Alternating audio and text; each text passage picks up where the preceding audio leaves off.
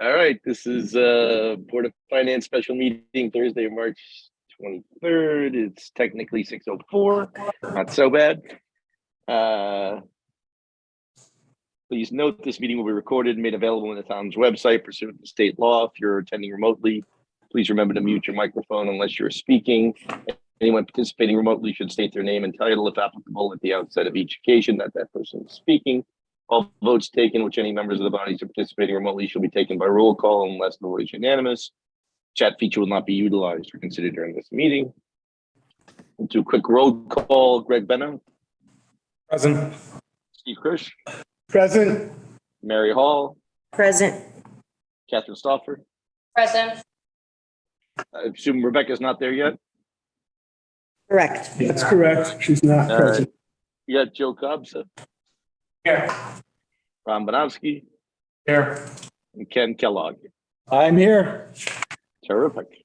All right. Hey, Mike, Frank Duchess is here as well. Frank, that's just okay. I didn't know if you were going to be participating, but it's good to know you're here. Thank you. All right. Communications. We have a memo from the first selectman, the town clerk. Ken, anything you want to call out on that? This is just your notice to the town clerk of tonight's public hearing. Perfect. This is the next item on your agenda. I was just going to say that. So thank you for the lead in.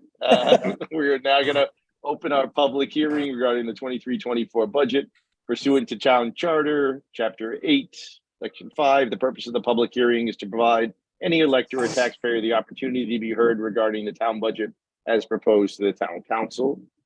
So I will open it up to anybody who wants to speak. Please give your name and address before speaking.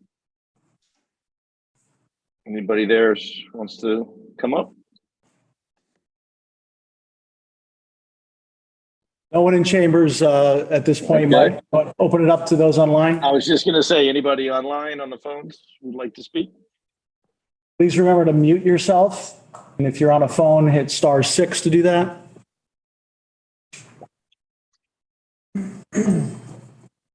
All right. I'm not hearing anybody. We'll make one more last call.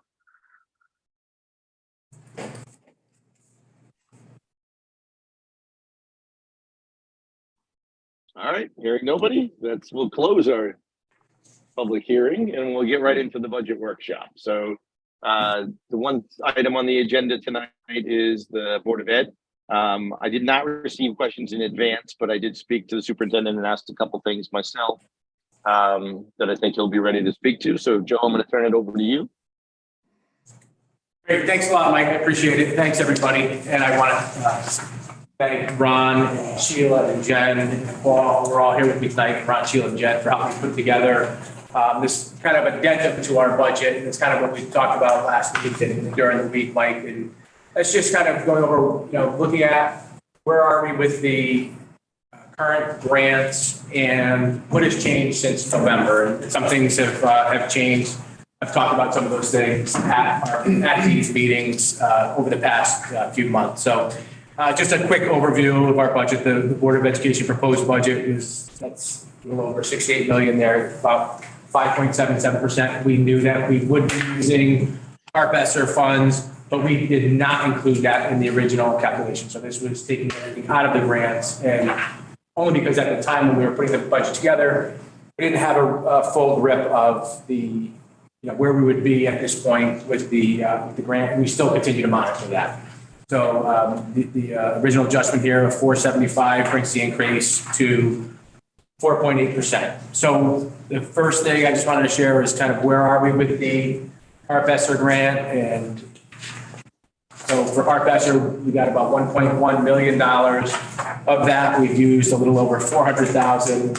Leaves us about 697,000 left to be used for next year. And Ron and Sheila and Jen and I feel pretty good about that number as we sit here today. So that's what we're looking to utilize, trying to take everything try to include everything we can into this year's operating budget to leave ourselves as much grant money as possible to mitigate any kind of any increases that are coming up. So here's some of the changes since November. And the first one is one that I talked about at the last meeting. And that was just solely based on enrollment. This was the slide that I shared last week that showed our current enrollment in orange in kindergarten. And particularly if you pay attention to Fawn Hollow and Stepney, you see 101 students and 81 students. That's this year, kindergarten students in their in seats right now. In the kind of pink color there is our kindergarten students, the enrollment for next year. And you see that at Fawn Hollow, we already have 108 enrolled with about 5 months before school even begins. So we're going to we anticipate being well over the 101 that we have this year, and anticipate having to add a section, something we did not anticipate in November. Similarly, if you look at Stepney, right now we have 87 students enrolled. For next year, currently we have 81 students in Stepney.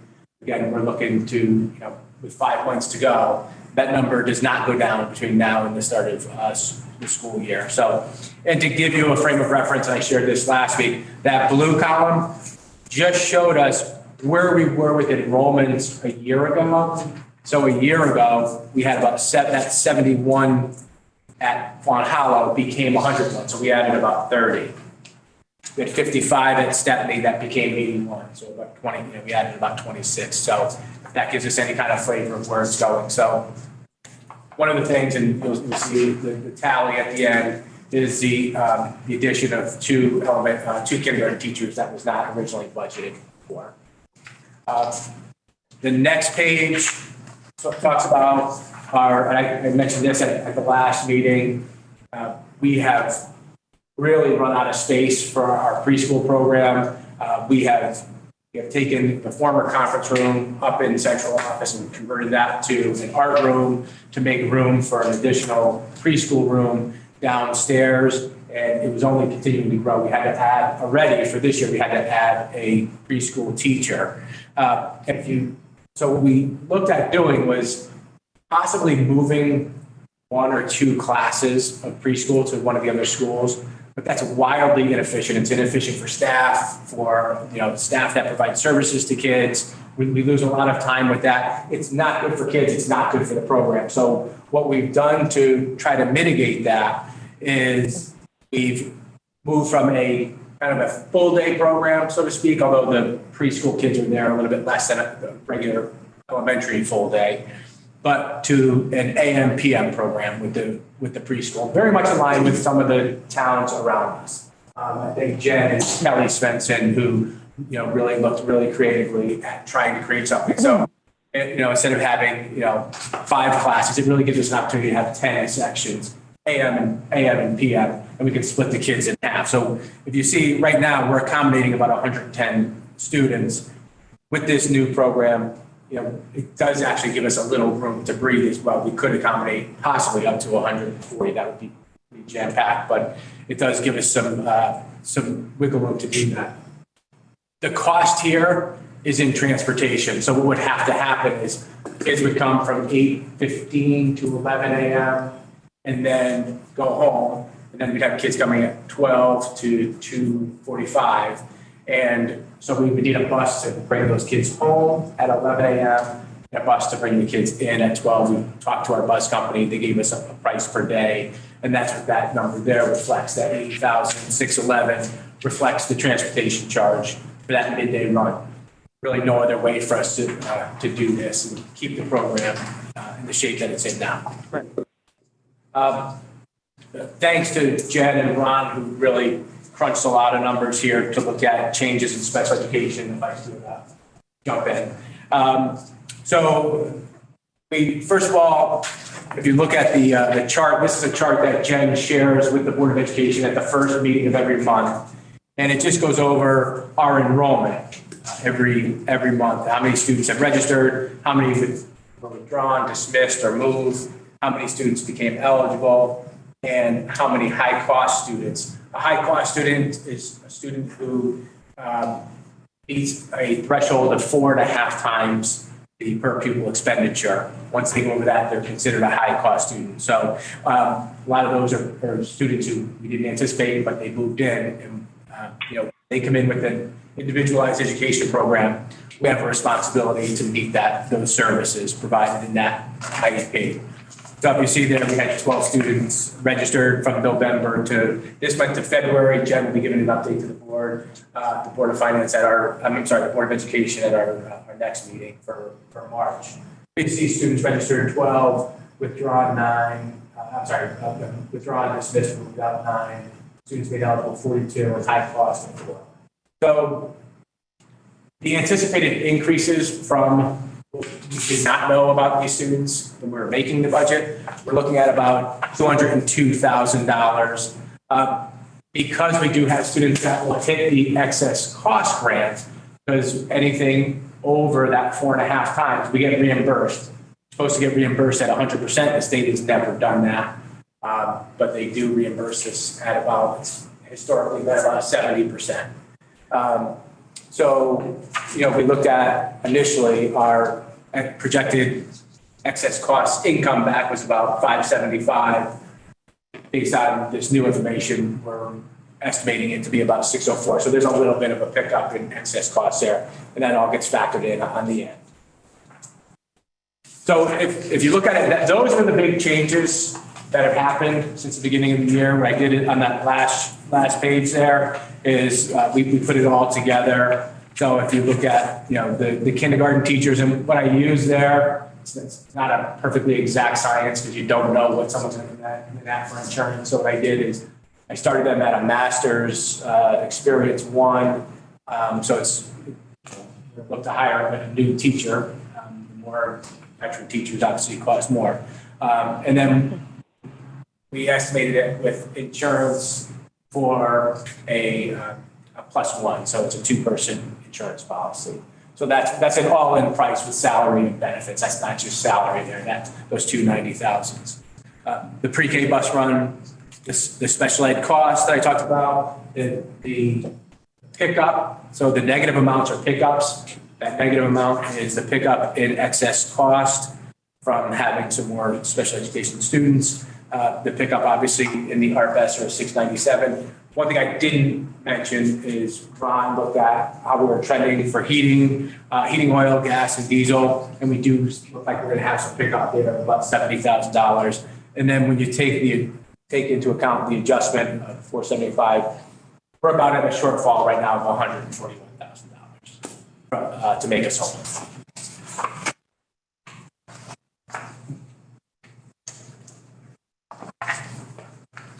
Mike, this is Steve. Can I ask some questions? Go for it.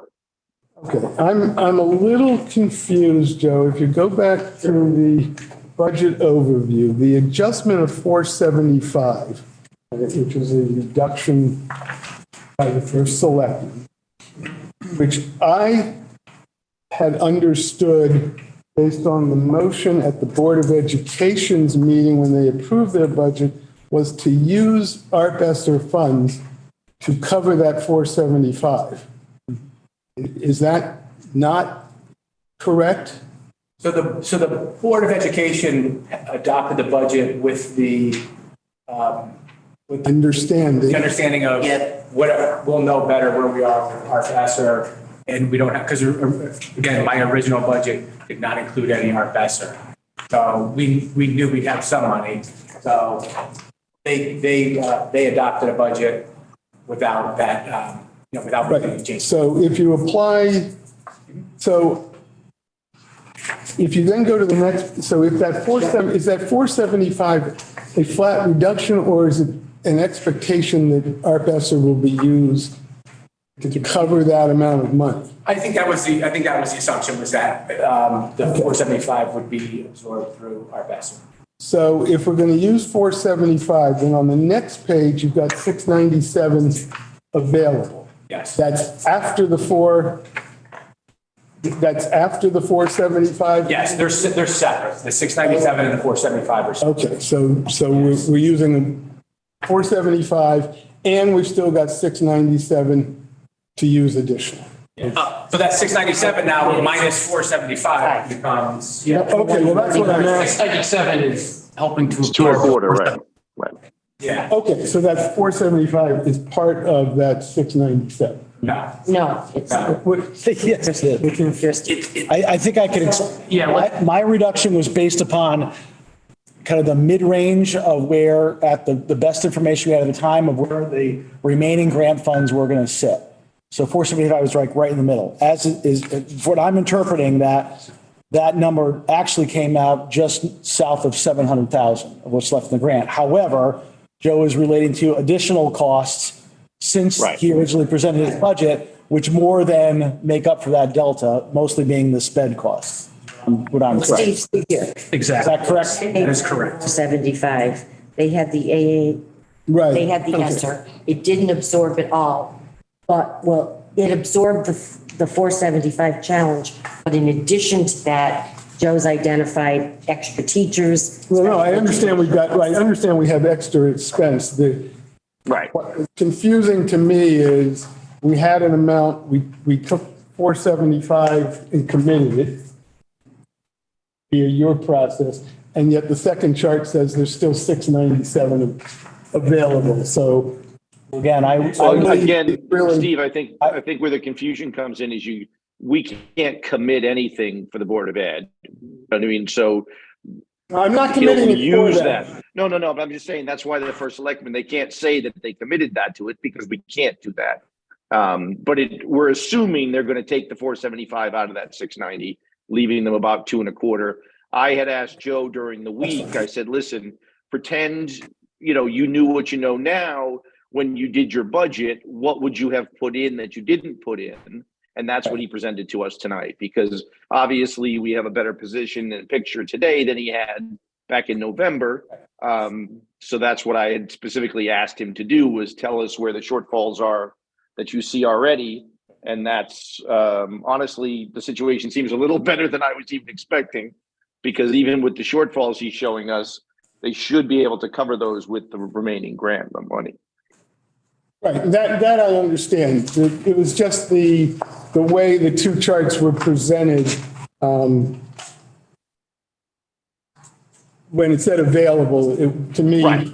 it not really available because part of it was already quote unquote accounted for. So I understand in the end. So that clarifies that for me. Joe, Mary, on the shortfall of 141, is there any opportunity, for any of the other line items in the budget as proposed that could absorb that based on run rates that you're seeing in this year's numbers?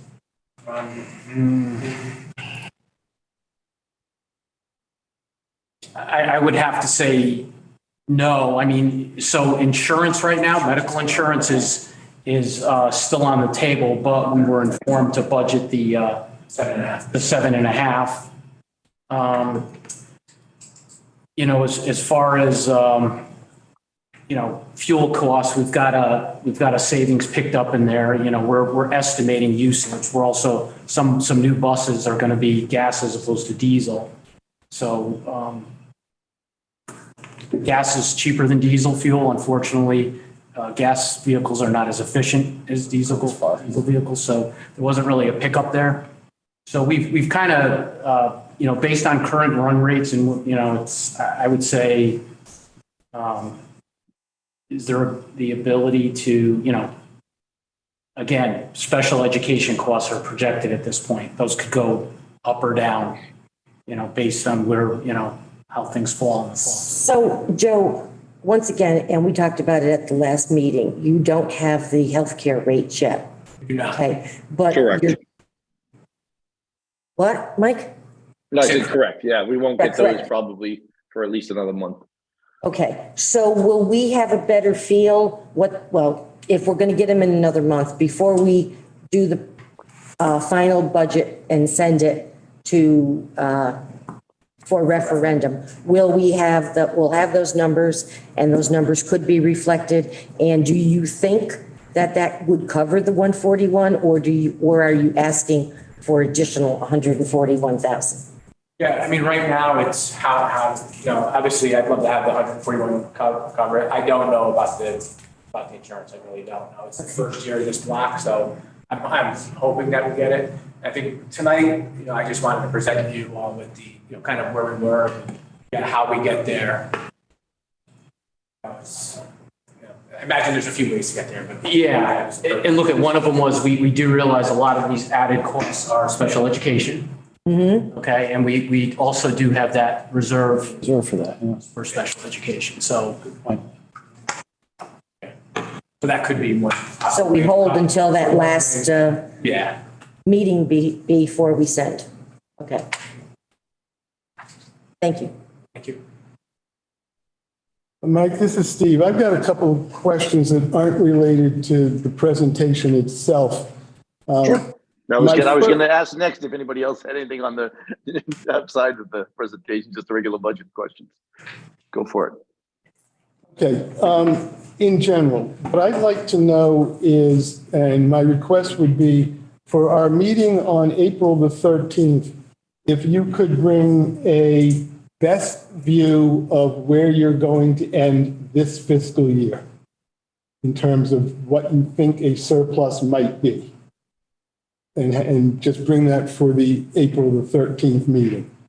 My second request, in line with that for the April 13th meeting, would be to have you bring a list of any items that you could spend ahead in this year, the list of items and their associated dollar amounts, so that we might be able to balance or look at those two things together and use that as, as a view as to what we might, be able to play with for next year.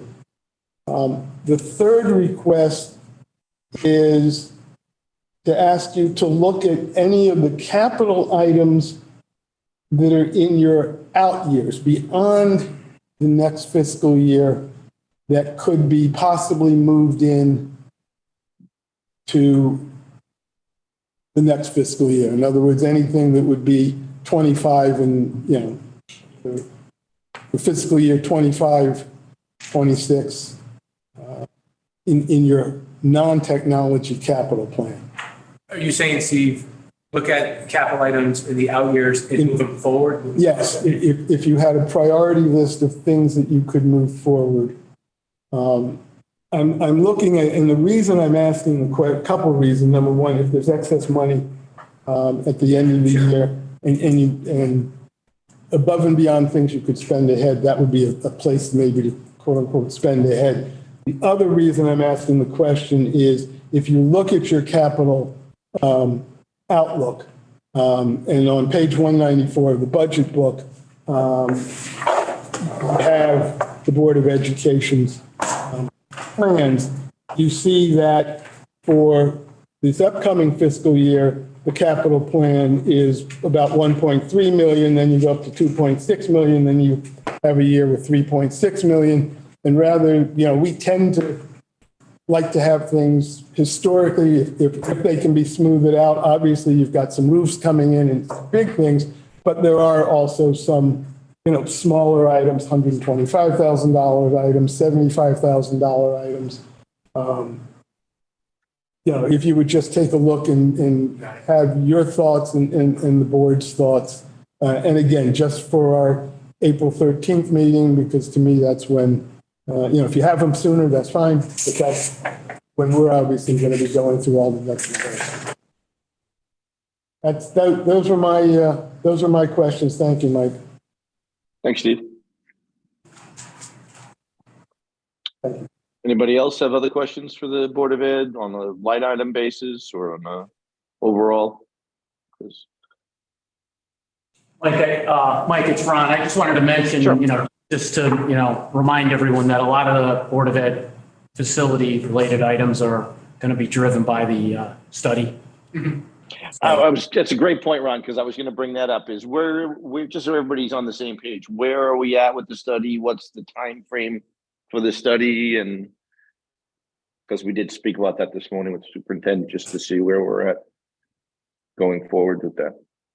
Yeah. So Joe's actually done a preliminary demographic study. You've gotten. Yeah, I just got something. We just did a preliminary demographic study. Yeah. So we'll be looking to, we'll have to, I think we're looking to basically form a little bit of a group with various members on the board internally and to get basically a good handle of what are we looking to accomplish with the study? What are we looking from the study? Because there's, from our understanding, scope, basically, right. Exactly. There's two levels of studies here, and our concern is if we go with the lower level, are we going to get what we need out of the study? Especially with the, it looks like the projected change in demographics. So, Frank, can you expand on what you're talking about as the two levels of study? well, yeah, we kind of had it presented to us that, there's, level A where you're maybe not going to get the detail you need to, what schools might you need to open, close, that type of thing. Is that? Yeah. And from a facilities perspective too, it's really difficult because when we first put it out, they talked about, giving them a little idea of the scope, looking at the structures of some of the buildings, and they talked about like doing a cursory walkthrough. It seemed like a much lower level study than we're going to need. We're going to need an analysis of some facility space out. We've talked about different enhancements of buildings, possible enhancements of buildings, in addition to the demographic and the space piece. And at one level, which can be significantly less expensive, but does not give us nearly enough information to be actionable. So you're now looking more along the lines of the 2015 study, and just for the record, I served on that, so I know the detail of that. A volunteer. I've already told you that, but that's another day. Yes. Yeah. So that's really what we're talking about. Yeah. It's got to be a bigger scope. I mean, the fact of the matter is adding these, as it is, I'm going to have to walk around with the answers. And I mean, we have teachers, itinerant teachers, special education teachers, and speech teachers and whatnot who may not have a classroom, but they're already 2 in the classroom, 3 in the classroom. We're going to have to make some room for this new kindergarten classroom. And depending on where we're going with demographics, there's no room at the end. Filled up. Question for you, My Joe. opinion, I think it would be worth the extra money. Yeah. My question becomes, so, if we give the green light on this, the deeper study, which I would probably support as well, what kind of time frame are we looking at before we would get some kind of report or results? I'm thinking probably about 6 months. That's what I was thinking too, which was, and the reason I was going there was, at what point do we, make decisions on capital if we're going through a study, or do we hold back until we understand what the scope of everything is on some of these things? So that's where I think because I'm with Steve, I think we need to have a fairly in-depth study. It's been a long time. And I think we're looking at a very different demographic situation over the next couple of years than we were 10 years ago. For sure. And I agree, Mike. Yeah, I think we would prioritize certain projects. There's certain schools we know are not going to get, anything at Massac is good. Massac's not going anywhere. Not going anywhere. Yeah. Mike, I got one more question. Please.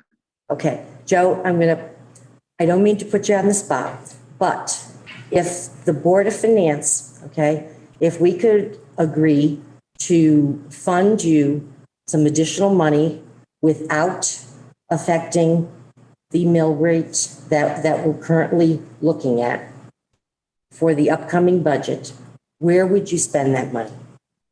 Right now, I'm the $140,000 shortfall. Right. Put that aside, above and beyond that. What else is making you not sleep at night that if you had some extra funds, we could help you with? Space. Everybody's. No, space. Space is the thing that's, making up the enrollment and just It really is, space keeps me up every night.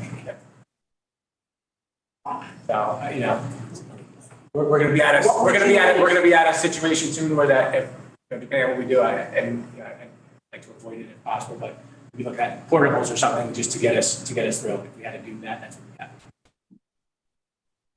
How much would you need? I'd have to look. That's why we need a facility study is the problem. Yeah. Yeah. Because again, this isn't something we're going to fix overnight. This is going to drag on for a few years now. This is, Exactly. the demographics have shifted over the last 2 or 3 years, and they're not going to unshift very quickly. So that's why we need this facility study to figure out where exactly the dire needs are. I mean, if you think about some of the changes we've made over the years, headquarters, is in a place where it never was. I mean, there's a lot of things that have been, kind of jerry-rigged, and that's why we need somebody to look at the whole picture and figure out. So where we need to go. with the, excuse me, so with the facility study, when it comes to be, okay, would it just give you a indication of the space, or would it also include the number of head count in teachers and admin that you would need? It would do both. It would do both, okay. Yeah. And it would also show you where you had space, where there are issues with the buildings, where there's opportunities to move things around. I know Steve will speak to this as well. I mean, there was a lot of options put on the table on the 15 study that really didn't get moved on for a lot of different reasons. But it's going to be an in-depth study, and it would give us, a lot of alternatives, I would assume. Some of them good, some of them not good, and that's why we need to look at them, because obviously everybody's worried about space as we increase. I just don't think it's going to turn around anytime soon. Thank you, Joe. Thanks. Okay. Questions? I'm just quickly flipping through the capital as well right now, just taking a look at what's on there. But we'll address capital another night, but it's interesting to see in there. All right. This is Greg. I just had a question about the demographic study that's in here. That's the basic amount, like the 75,000 that's budgeted. That's for the basic study. That's not for demographic. That's for the facility study, and we're probably for study. Like I said, we got an initial quote, but it like very surface level information. That was about 40,000. When we inquired about, we really need to look at, the details. Yeah, exactly. Granular. We were looking probably in the 100 to 120 range. So is that an additional It's not item? going out to RFP yet. Okay. So,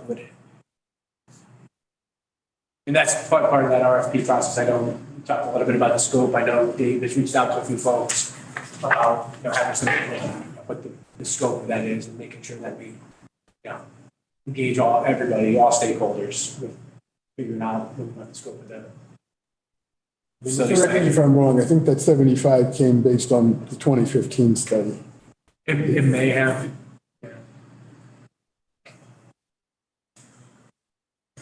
Yeah, I think you might be right.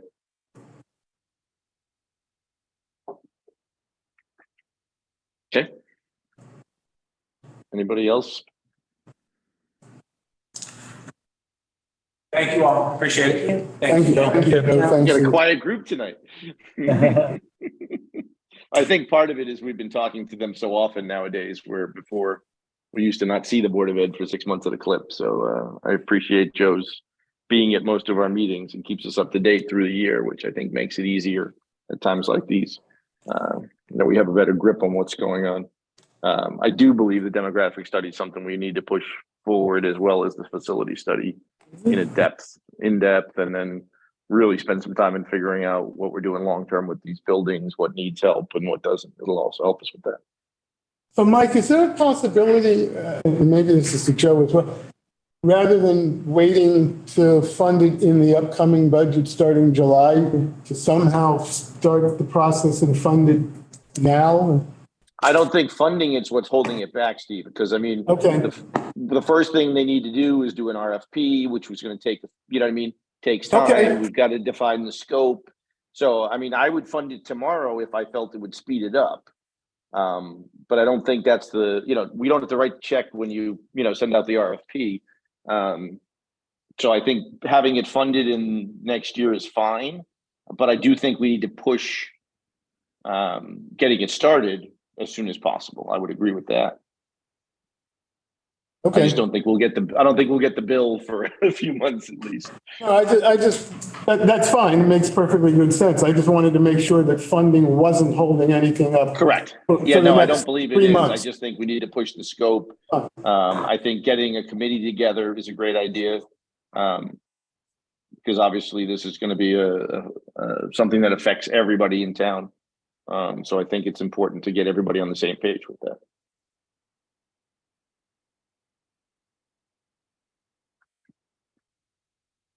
All right. Anybody got anything else that we need to cover on Board of Ed tonight? It's gone a lot quicker than I expected.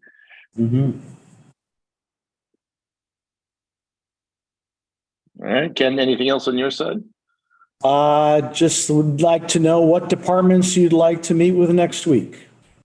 I think that's a great topic. That's what I figured we would go with next. I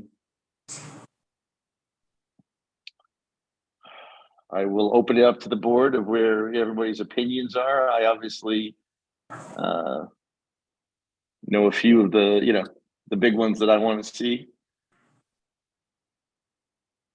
but I'll defer to everybody else. Ken, is the road report going to be at the council on Monday? It's on the agenda, yeah, presentation. I mean, I would assume we'd bring DPW in for sure. I figured you'd want to. Yeah, I would just want, I want them definitely. The question is whether we wanted to have a chance to look at whatever the report was and whatever goes to the council. But that's fine. Yeah, I long think as get know- them in, and then if we give them a list of things that we want more detail on, we can bring them back again. Because we tend to dive into that one pretty deeply usually, because it's one of the larger ones. Yes. I guess the question I get into is, beyond that, where do we want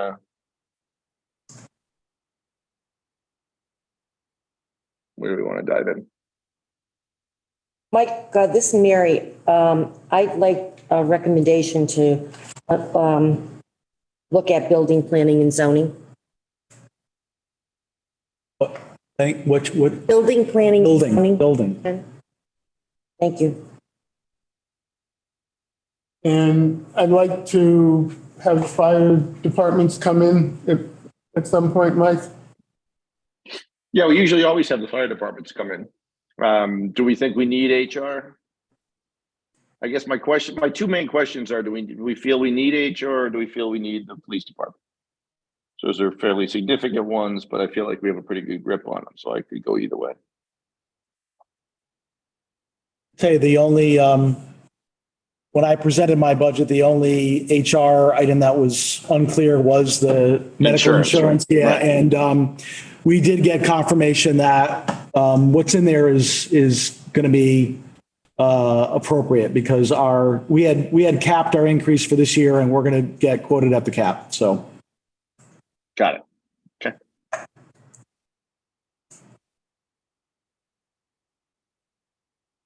So are we just going to do, Mike, this is Mary again, building, planning, and zoning, and what was was there another? DPW and. DPW. DPW. And you wanted all three And the fire fire departments? departments. And the fire Yeah, I department. think that's good. I think that'll fill us up for a night. Does that sound good for everybody? Sounds good. Yes. All right, we got a plan.